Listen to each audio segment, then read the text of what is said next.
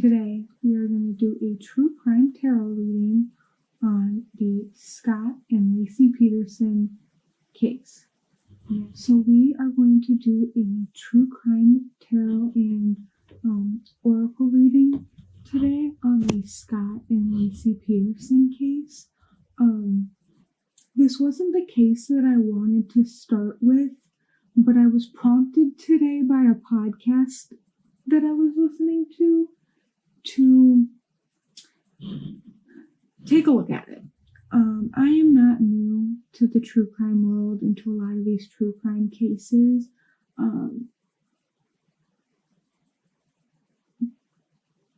Knowing what I know about the case and about these two particular people, Scott and Laci, I have reason to believe Scott did it. The podcast that I listened to today gave a list of reasons why Scott didn't do it.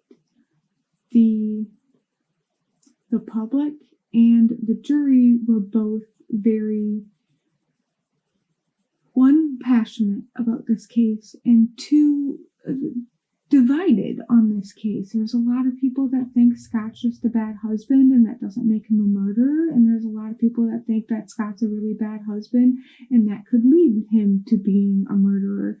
And there are some details about this case that are a little confusing and kind of awkward in the sense that police work was not very thorough in terms of investigating and police work. Police kind of really set their sights on Scott right away, and that's where we ended with him being convicted. He was originally sentenced to death, but they overturned that into a life sentence, and he is working on an appeal right now. So now with this new podcast episode and people talking about it again, I felt like this was a good time to start what I've always wanted to do anyway, which is true crime tarot. I'm a huge true crime junkie, and I'm a huge tarot fan, and I do know of at least one other tarot reader who does true crime that I like watching, and so I do know there's other people out there that do it and that are really good readers, but they're not exactly as informed or committed to the true crime community, and some people like that in a reader, and I'm hoping that my additional knowledge of crime and the community will kind of help with some of these readings. So I will always be using the Tarot of the Haunted House with these readings. I know Aphrodite does the same thing. I was inspired by him, I won't lie, but this is just such a great deck for it. I also have the Dark Mirror Oracle deck, also inspired by him. He does this too.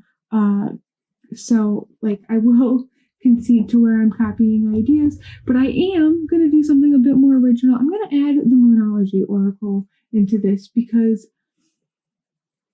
one, I'm very tied to the moon myself. I'm very much a night person. I've always loved the moon. I've always loved spending time outside and with the moon. I'm very into the moon phases and cycles, and a lot of the symbology and meaning behind the moon, especially in tarot, is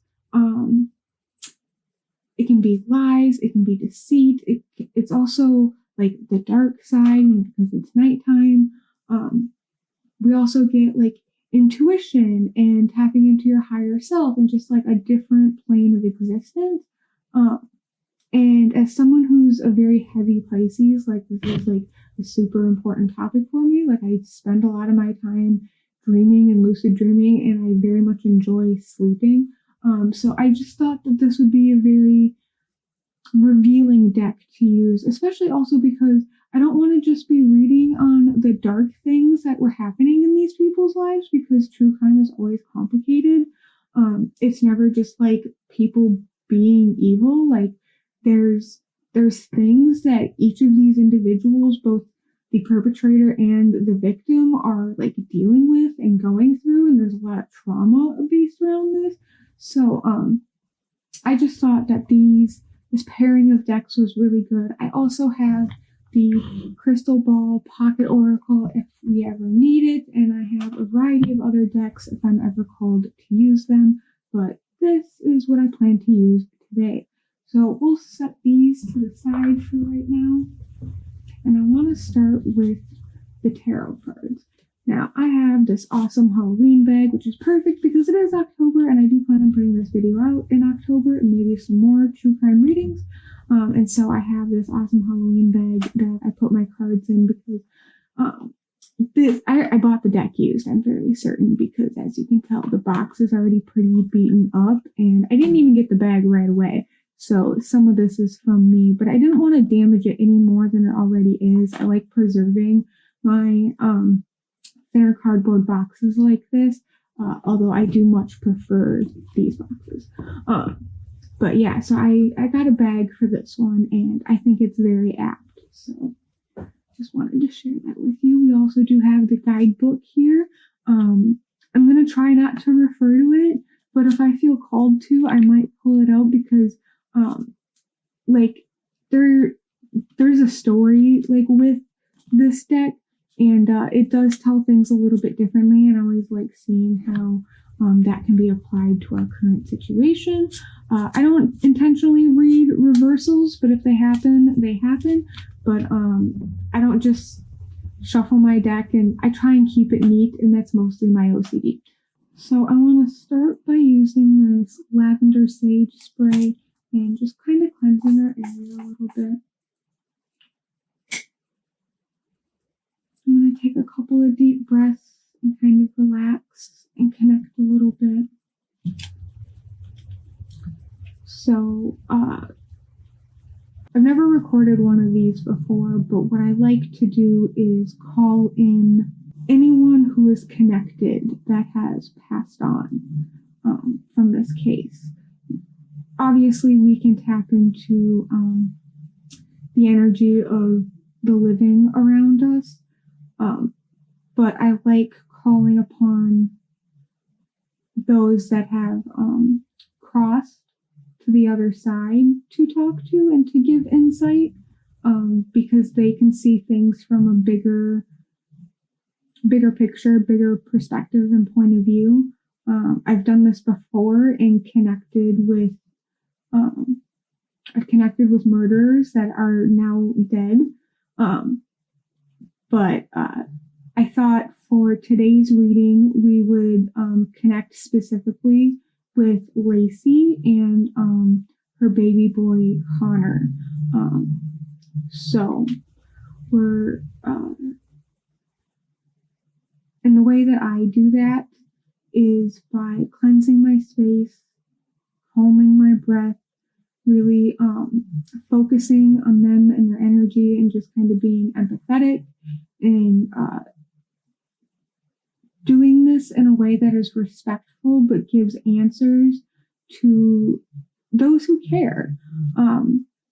There's a lot of conversation happening in the true crime world right now about respecting victims and victims' families, and that was one of the things with like listening to the podcast today, that it was like, well, whatever the truth is, not knowing is hurting more people right now than knowing. And so doing documentaries and TV shows and whatnot is not something that I can do. More or less, I don't know how helpful that is, but hopefully these readings can be. So that's just kind of my process, and I feel it in my head and my crown and in my body. So that is what we're hoping to achieve today, and we'll start diving right in. So the first thing I want to do is just start shuffling cards, moving cards around. I don't worry about flyouts or anything yet until I start asking questions, because I really want to direct any energy that I'm channeling. Although she seems very verbal. Oh, we got our first upside down card. So, this feels like Laci. So I would like to welcome her to this reading. And she's not happy. So this is the sun upside down, I believe, the sun reversed. So yeah, she's not happy. We'll dive into that, don't worry. So is this about the podcast? Whew. Okay. So I've noticed one of the things that when I shuffle for myself, I'll get like 1-2 cards. When I start shuffling and connecting, they spit out stories. So let's go through them together. Because she wants to talk, and it seems like nobody's been thinking about her recently. So to start us off, we have the Three of Swords, which is literally heartbreak. It's literally like being stabbed in the heart, stabbed in the back, betrayed. The pain. Next, we have the Two of Cups, literally behind the Three of Swords, which means betrayed by a relationship, probably a lover, probably Scott. So whatever his hand in this situation is, he is involved. We have the Four of Cups, or the Four of Pentacles, which is financial insecurity, holding on tightly to your finances, being worried about your finances. There's a financial element to this, which is interesting because earlier as I was listening to the podcast, and they were trying to present all this evidence as to why Scott was innocent. And a lot of it had to do with timeline and alibi. And one of the things that kept coming up was this team of guys that robbed a house in broad daylight on like the day before Christmas. And it's so bizarre that most people have just brushed it off and just been like, no way, it couldn't have been these robbers. But my question started to become, Scott has a lot of motive. Scott has a lot of suspicious things against him. But what happens if he bargained with someone and got them to do the dirty work for him? So it's interesting that this Four of Cups came up, because when I started thinking about it, I kind of turned to my tarot app and I kind of asked, and the response that I got was, it wasn't necessarily a financial transaction. There's some, and this makes sense because this is like, we're not spending a lot of money. We're preserving our money. We're holding on to our money. But there was something else going on here, which, God, this is so rough, is verified by the devil. Something wrong was going on. Like some sort of, like a deal was made. We have the, hold on. I believe, hold on.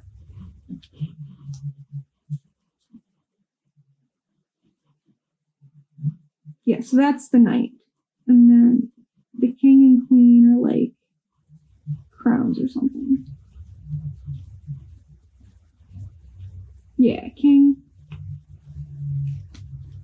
queen, there we go. So we have the Page of Wands in reverse.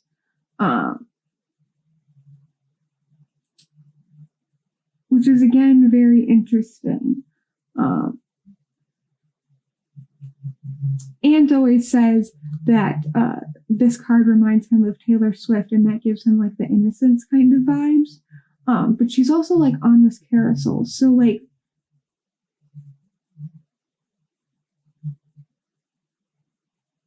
I might have to come back to this. Then we have strength. We have the Emperor. And we have the Seven of Wands. So, I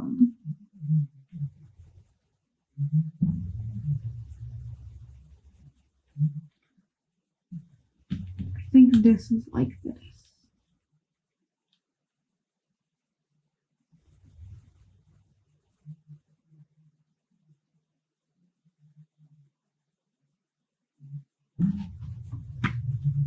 What is the Page of Wands? Swords, Wands, Page. Vampire of Youth sits on an illuminated carousel with the energy of fire in her hands. Focused passion, adventurous soul, and wanderer.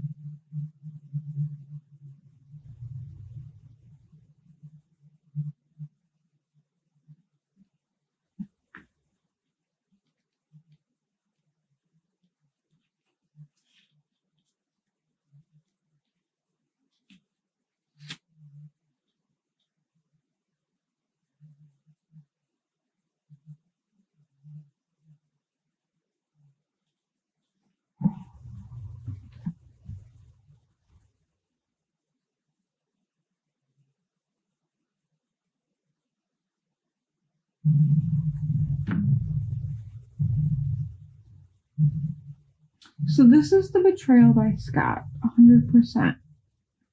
But this is interesting. This feels like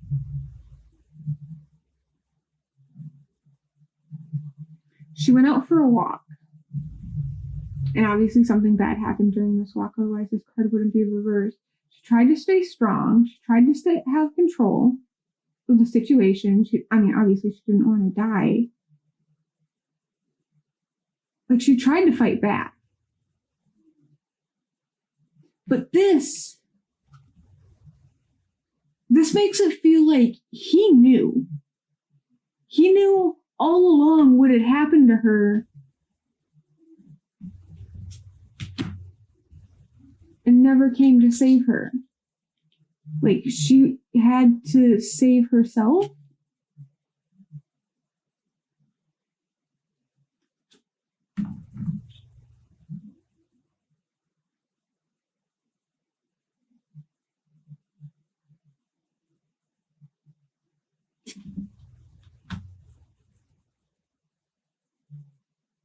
Yeah. Oh my God, I'm so sorry.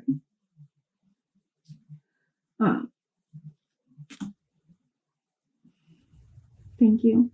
No, it's just, this is, she really feels like she's here with me. And I wholeheartedly believe, whether you believe or not, but this is her walk. This is her being strong and like trying to fight it and trying to not panic.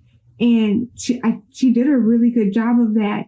And in some ways, like, she was waiting for him to like come and save her, but also like he knew, like, the globe is right there. He can see it. Like, he knew, and she had to save herself, and she tried to save. I don't think she was killed the day of Christmas Eve, the day that the state suggests.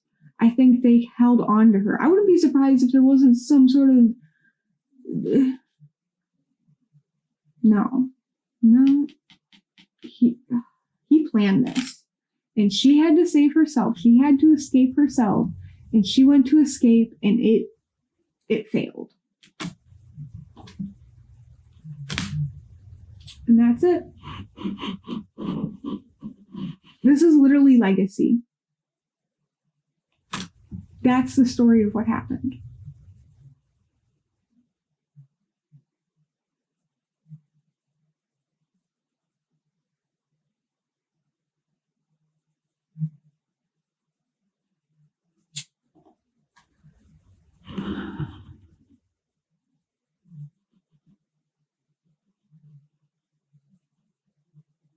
How does he know these people? How does he know these men? Where did he find them? 5 of Wands. These enemies of his?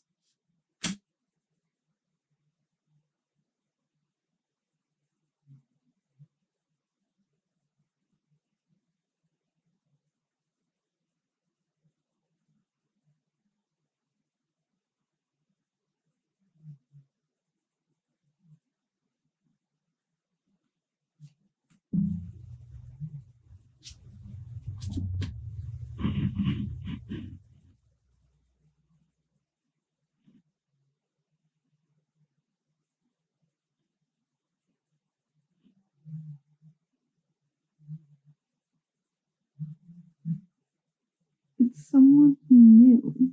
I mean, not like I know, but like, because this is conflict. Obviously, you can see them like fighting amongst themselves. Plus, everything's on fire. Then we have like a new fight.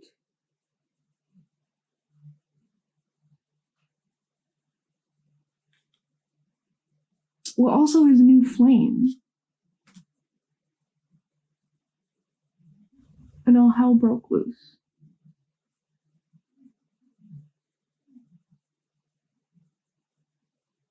Did the girlfriend know? No, she was in the dark.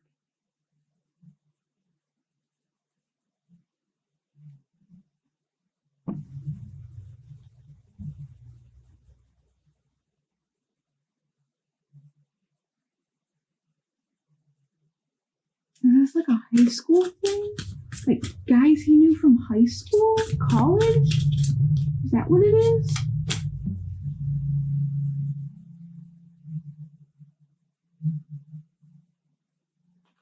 Work? Huh.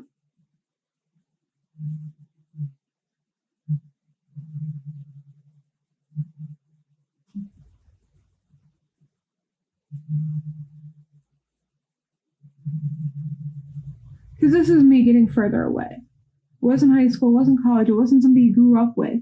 And then 8 of Pentacles is literally work.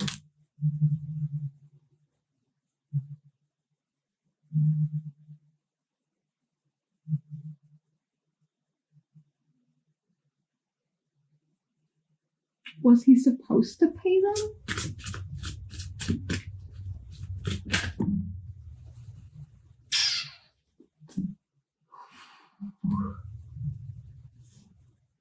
Okay. We'll flip them 1 at a time.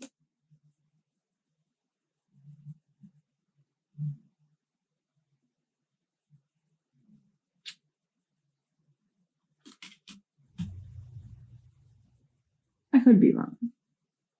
So he was cheating.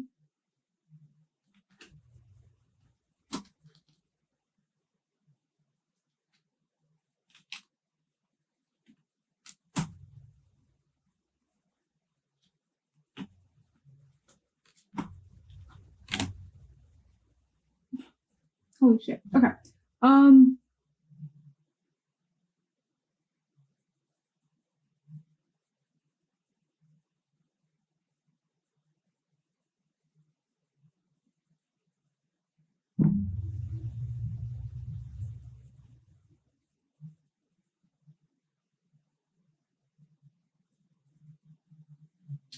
He was cheating.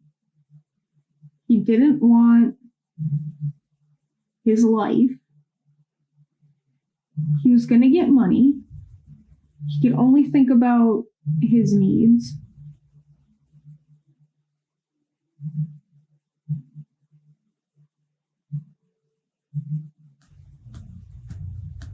He hatched the plan executed the plan.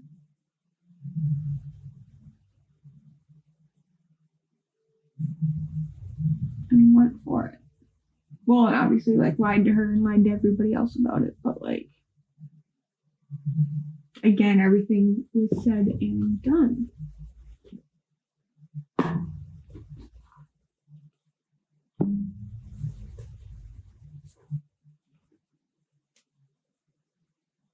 So I'm going to use the moonology oracle quickly. I don't think this requires a dark mirror. And we're just going to see if there's anything else, Laci, you would like to add and just say on a final note. That would be really greatly appreciated.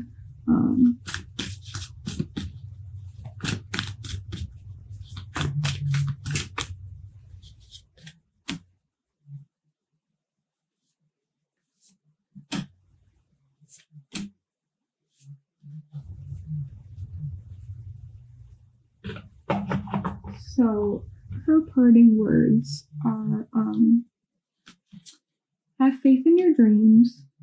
The end of a tough cycle approaches, and what do you need to release? I think she sees justice coming for this case. I think she sees Scott being outed. I will say it is the age of justice, and him appealing his trial, like, isn't going to paint him in a better picture. Let's just say that. Like, even if he does get a new trial, it's not going to go well for him. And at the end of the day, I think she wants everybody else to be able to move on and not to have to hold on to all of this pain surrounding her and her son's death. I think a lot of the controversy around his innocence has prolonged a lot of the pain and the suffering, and she just doesn't want to see that anymore. I think that's why she's so angry and why she's like, hey, like, look at the people he was working with. They knew he had a deal with someone. There is no doubt about it, and he worked really hard to make this plan work as well as it's gonna. He tried to sow as much doubt as he possibly could, and I think that's why there is as much controversy around this case as there is because there's a lot of things about his timeline that, like, make sense. It makes sense why he was so casual about everything, because he was that cocksure. And yet at the same time, there's a lot of things about the timeline that don't make sense because yeah, it may not have been exactly him, and yeah, he was out fishing or whatever the fuck. But that doesn't absolve him of responsibility. I think him being convicted in the first place was probably a miracle performed by Laci to make sure justice was served, and then now to have everybody questioning it, like, even if it wasn't the exact story, like, to still be, like, believing in his innocence of, like, yeah, maybe he didn't do the dirty deed specifically, but, like, he was the cause of it. There's no two ways about this. He planned it. He made it happen. He was going to get rich off the life insurance. He was fucking Amber Fry. She was, like, kind of the beginning of all this because she's the one that, like, started this domino effect of he's like, oh, I don't want to be married anymore and be having a new baby on the way. Amber's already got a kid and they're not a newborn baby, and that's a totally different experience. And so at the end of the day, I want to first of all thank you, Laci, for joining my reading and giving me a lot of insight into your case. Honestly, being able to do this made me feel a lot better because I just felt so dirty, like, listening to two people I kind of admire and respect and like, so vehemently defend his innocence when it's so obvious that it's not that clear cut. So I thank you for giving me this insight, giving us this insight, and I release you from this reading. And I just want to say to anybody watching, if there's anything about this reading you think I could have done differently, or cards you would have read differently, I would gladly love to hear about it in the comments. Please feel free to respectfully share your thoughts and opinions on this case down below. And if there's any specific cases you would like me to cover going forward, I will leave my email in the bio. I will probably watch comments while I'm still small, but the larger my channel gets, I'm really going to pay a lot more attention to email. So if you would like to have direct correspondence with me, definitely hit up my email. The link is in the description below. So thank you for joining me today. I hope you enjoyed this video. If you do, make sure you hit that like button. Please subscribe to this channel for more readings like this, and I will see you guys again next time. Take care.